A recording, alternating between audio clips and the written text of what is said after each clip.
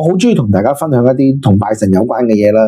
另外就係我自己都好多感悟喺我自己嘅宗教上邊。師傅咧好中意去泰國，但係去泰國咧我離不開咧。咁你話師傅泰國都係一個小乘佛教嘅地方啊，咁佢有冇啲好特別嘅嘢令到你不能忘懷咧？咁樣有一個地方咧就係唐人街，唐人街裏邊咧有兩間廟咧，我成日都會去。有一間咧就叫做女帝廟，女帝廟其實就即係我哋全真道裏邊嘅女祖嘅一個廟宇嚟。咁啱咧，就因為我去到嗰度嘅時候咧，剛好咧有一日咧，試過有一年咧就係初一同15嚟。咁初一15咧都會拜斗，拜斗者大家都知道，師傅以前介紹過啦，就喺我哋道家裏邊有個叫青微泥斗科，就代表係消災延壽祈福嘅，又好有緣喎。去到嗰一日嘅時候咁啱，佢下晝咧，即係或者叫中午嘅時間咧，11點到1點嘅時候咧，就係當時呢間廟裏邊咧就進行緊呢一樣嘢。甚至我入呢間廟嘅時候咧，去到嗰個入廟參拜嘅時候咧，嗰位所謂嘅廟祝啦，嗰位女士，又識講普通話嘅喎。應該咁講，其實佢哋好多唐人街裏邊咧，都可能識講潮汕啊、潮州話或者係一啲普通話嘅嘢。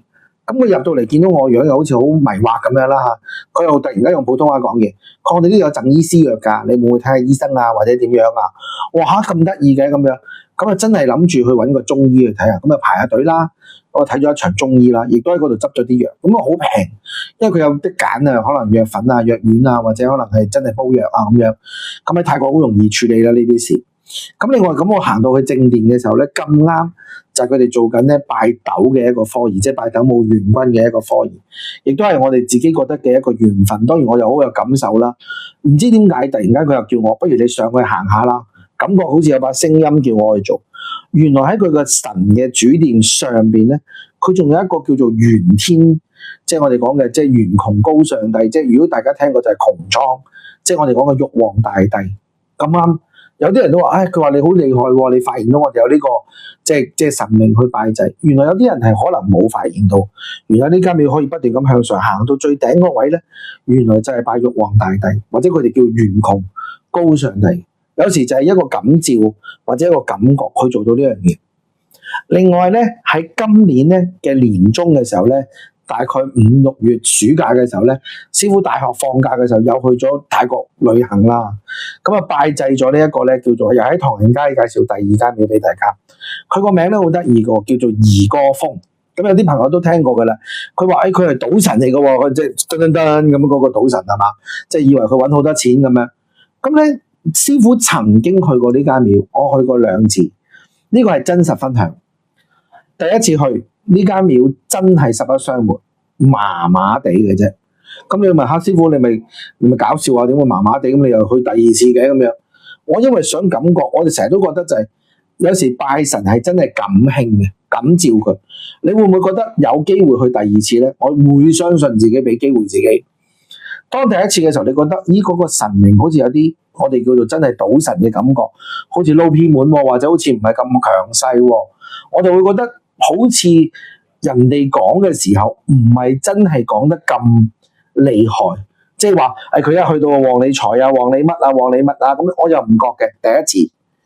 但係到我隔咗幾年啦，第2次今次去嘅時候，我就覺得呢間廟個神格高咗不得了。如是者我就覺得有奇怪，咦冇理由㗎！我自己作為一個道弟子係咪去拜神嘅時候，感應到呢度嘅神格有所不變，即係有所變化嘅時候，我哋就會問點解？後尾我睇翻一啲資料裏邊，原來就係喺今年裏邊，大概佛誕嘅時候，呢間廟宇請咗當地嘅一啲好多嘅高僧嚟到呢度做一場大型嘅功德、大型嘅法事，係幫人哋做咗好多超度啊、念經啊、淨化嘅嘢。亦都因為咁咧，間廟裏面嘅主神個神格都好似得以淨化，甚至乎提升。所以今次我去到廟嘅時候，拜祭嘅時候咧，亦都請咧我哋講嘅真係二哥風咧即係二哥咧幫下忙係咪啊？即係可以真係會順利啲。亦都翻到嚟嘅時候，真係師傅嘅生意啊，各樣嘢都順利咗。咁當然啦，你話師傅，我哋小乘佛教裏面係咪真係要靠呢樣嘢咧？就見仁見智啦。但係你問師傅咧，呢2間廟我必定去。嗱，又介紹多1間廟，第3間廟，你話師傅咁多間廟話2間嘅，點解送多1間俾大家咧？喺佢嘅呢間二哥峰嘅對面有一間廟，又係個名又好得意，叫做宋大豐廟。咁有啲人都會問啦，宋大豐祖師係邊個嚟嘅咧？其實原來佢就係潮汕人。佢哋話呢個神明咧，就大概喺你當唐宋元明清嗰段時間，或者可能係宋元，係咪宋元之間或者宋元明之間嘅時間咧？佢就喺潮汕嘅地區咧受重視，因為呢個所謂嘅祖師咧，佢就係一個人嚟，但係佢好相信咩咧？就要行善積德。佢有種布施，佢唔單止淨係好似平時師傅話捐棺咁簡單，原來佢仲要布施為咩咧？大米啦、棉被啦，甚至乎一啲咧。佢哋生活上所需嘅嘢，譬如可能細路仔讀書書本啊咁樣。當我去今次捐，我唔係捐棺嘅時候，我係捐米嘅時候咧，突然間我有種感應，就話俾我聽，你同我就好夾啦，你同我就好啱喺呢度聚埋啦。我就喺度畫下咗個願，就係希望將來我自己，大家都知道啦。而家有時你見我留言都寫咧，我而家自己搞咗一個小嘅壇堂仔啦，有啲朋友嚟過我 office 就知道，我就叫做道康堂啦咁樣。咁我就希望咧道康堂慢慢越做越大咧，就希望可以多行善多積德，譬如真係幫人哋可能去施米啊、捐棺啊，或者係做一啲對細路仔慈善有關嘅嘢。因為自己師傅都係教書啦，咁我亦都揾到一個好好嘅朋友啦，佢成日都去泰國啦嚇，即係佢同我而家拍嘢啊導演都好熟嘅咧一個朋友，佢成日都話喺嗰度咧喺泰國咧就會搞一啲。